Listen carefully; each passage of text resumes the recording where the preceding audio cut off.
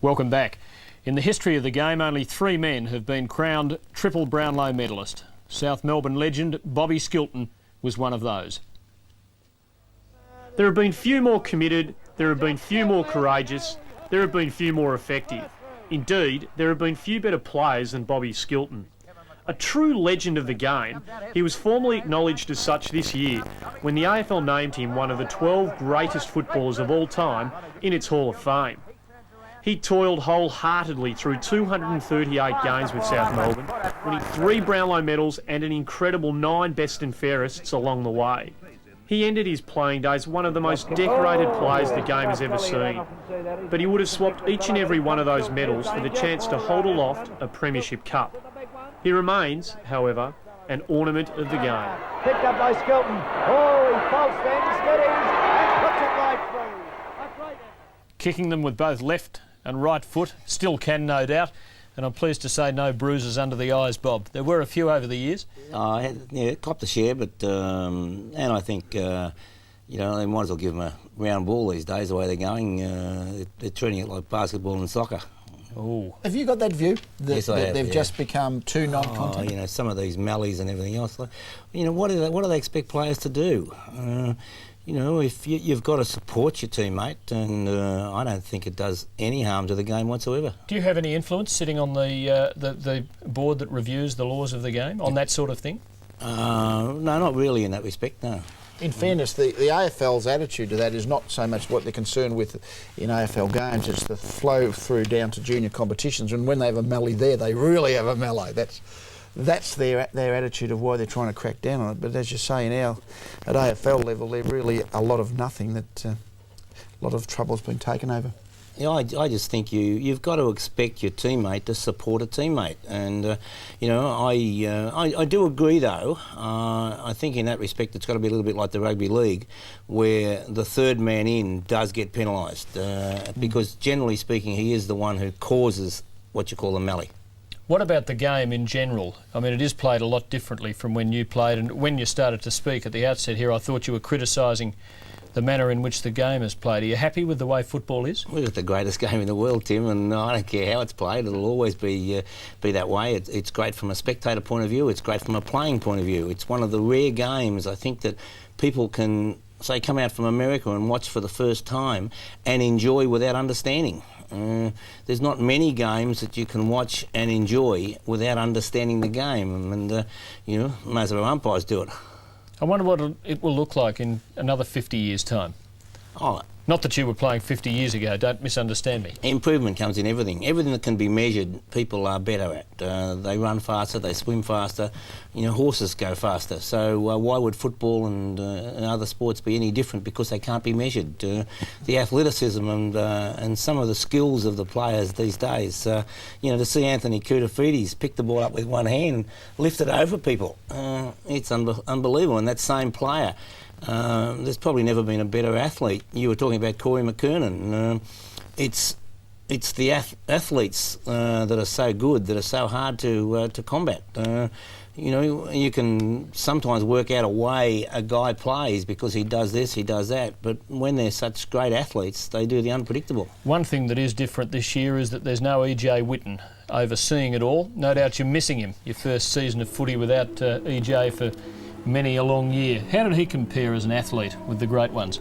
Look, no matter when or where EJ Whitten played, he would have been the best. You know, he was a wonderful athlete, and to see Ted mark and go back and kick that spirally torpedo punt kick, that'll never be out of the memory. And you know, he really had everything as an individual, he had everything as a team player, and this is where, when people ask about the difference in EJ Whitten, it is that he was not just an individual, he was also a wonderful team player. To play with him in a stateside, he was the general. You know, as an individual performance, I don't think I'll ever forget a game at the MCG when Western Australia came across and were going to beat us for the first time, and you know, Ted was at centre half forward, and somebody in the media termed it as the traffic cop. He just dictated the situation from centre half forward. Would he have needed to have been a bit physically different? Looking at you, I get the feeling on those old clips you were ahead of your time. Did you do a lot of weight work that others weren't doing then to build your upper body? Never lifted a weight in my life. Didn't you really? No. I was a plumber by trade, which might have helped a little bit, but it didn't fit in with football, so I gave that away. And no, I think I was fortunate to have that type of physique, but when you've got that type of physique, you run pretty slow. What sort of water did you drink? Because I'd like to have some of it. and you kick drop kicks with left and right foot. I've never even seen anyone ever do that before. Back in sort of the earlier days, did anyone else ever kick drop kicks non-dominant side? Oh, look, there were always players who did, and there were coaches who frowned against it. They, the greatest coach I've known was Norm Smith. Norm hated two-footed players. The players upfield didn't know which foot you were going to kick with, and they were entitled to drop know that. Kicks with your dominant side is tough. You used to kick them both feet. I mean, and you say you genuinely skill. didn't know which was your dominant foot. Oh, I knew. Yeah, it was left. It was my left foot, and that's Peter Sumich will never stop kicking across his body. Left footers do it. I did it. I could run straight down the line and kick right foot, but I couldn't do it left foot. It's just one of those peculiarities. I think left arm bowlers are the same, and so on. Well, let me correct myself then. You weren't sure which was your more efficient kicking foot. One was longer and the other was straighter. Was that it? Oh no, not quite. I was lucky as a kid that my father used to go down the park with me and kick the football back, and he wouldn't kick it back unless I kicked it the next one with the right foot. And I think it's one of the problems we've got these days. We've got kids with Vic kick, and I think Vic kick is really helping. We tended to drift away and have kids always training, always doing things in turn, and not learning which way, how to scrounger kick, how to, the old-fashioned marker kick shot. In the schoolyard. That's where you learn it. Kick the kick in the schoolyard is far better, I think, than all the training in the world, because it's a different situation.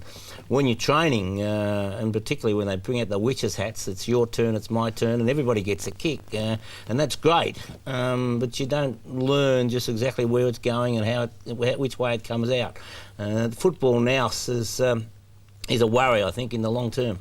And do you follow the Swans as passionately as you would if they were the Bloods playing at the Lakeside Oval? I don't think quite as passionately, but certainly still very passionate. And I love last Sunday. We disappointed the first couple of weeks, but whenever Plugger is on the board, but it wasn't just Plugger last Sunday. See Chapman take the mark that he did, and Lewis when he's on the boil. But they were given a football lesson over in Adelaide. It's bad luck for Adelaide that Wren has suffered that injury. But I think Adelaide are going to be right up amongst it this year. They were a far better side without Darren Jarman. And when Darren Jarman's sitting there in the forward line, he takes so much pressure off everybody else. And the Eagles, are they on the skids? Interesting, I was in Perth last week, and if you were reading the media, even before that game, it was doom and gloom. And they were talking about, how the quarterback was McKenna, and maybe he was the guy who set things up because he kicked out from full back.